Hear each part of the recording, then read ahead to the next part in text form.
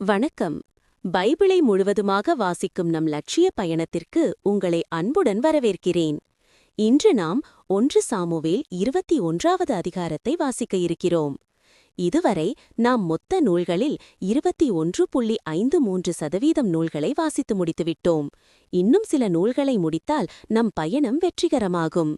இன்றைய வாசிப்பின் மூலம் அந்த இலக்கை இன்னும் முன்னோக்கி நகர்த்துவோம். வாங்க தொடங்குவோம்.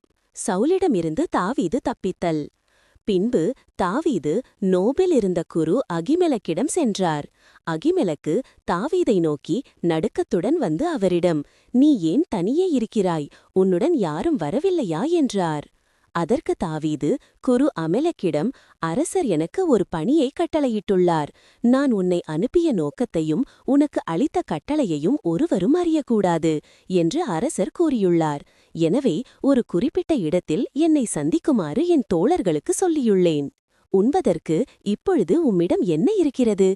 2, 3 அப்பங்களோ வேறு என்ன உம்மிடம் உள்ளதோ எனக்கு தாரும் என்றார். குரு தாவீதை நோக்கி, "தூய அப்பமே என்னிடம் உள்ளது, சாதாரண அப்பங்கள் இல்லை. இளைஞர்களான நீங்கள் பெண்களோடு உறவு கொள்ளாமல் இருந்தால் நீங்கள் அதை உண்ணலாம்" என்றார். தாவீது குருவை நோக்கி, "சாதாரண பயணத்தின் போதே இவ்விளைஞர்கள் பெண்களுடன் உறவு கொள்வதில்லை. இன்றோ சிறப்பு பணியை மேற்கொண்டுள்ளதால் நேற்றும் முந்தின நாளும் தூய்மை காத்துள்ளனர்" என்றார். ஆதலால் குரு தூய அப்பத்தை அவருக்கு அளித்தார். ஏனெனில் ஆண்டவரின் திருமுன்னிலை அப்பத்தை தவிர வேறு அப்பம் அங்கு இல்லை. அது எடுக்கப்படும் நாளில் அதற்கு பதிலாக சூடான அப்பம் அங்கு வைக்கப்படும்.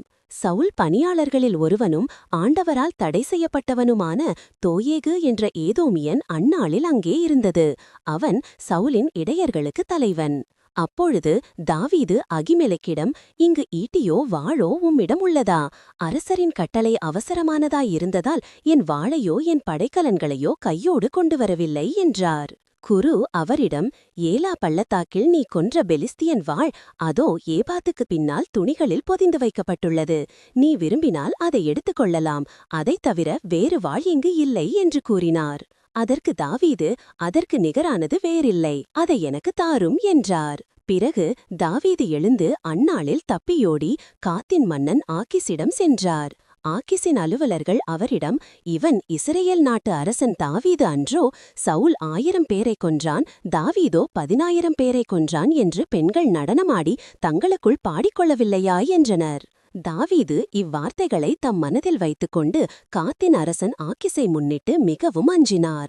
அதனால் தம் முகத்தோற்றத்தை மாற்றிக்கொண்டு வாயிற்கதவுகளில் கிறுக்கிக் கொண்டு தாடி வழியே வாயிலிருந்து நுரையொழுக செய்து அவர்கள் முன்னிலையில் ஒரு பைத்தியக்காரன் போல் நடித்தார். அப்பொழுது ஆக்கிசு தன் அலுவலர்களிடம், "இதோ இம்மனிதனைப் பாருங்கள், இவன் ஒரு பைத்தியக்காரன். இவனை ஏன் என்னிடம் அழைத்து வந்தீர்கள்?" என்றான்.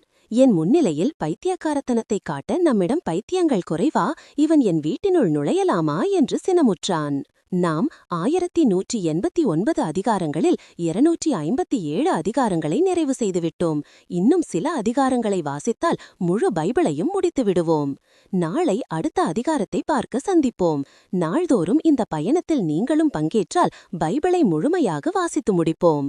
இது நம் வாழ்க்கையிலும் ஆன்மாவிலும் பெரிய மாற்றத்தை ஏற்படுத்தும்.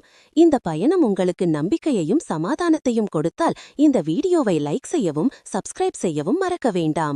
பகிர்ந்து மற்றவர்களையும் இந்த பயணத்தில் சேருங்கள். நாளை மறக்காமல் வாருங்கள்.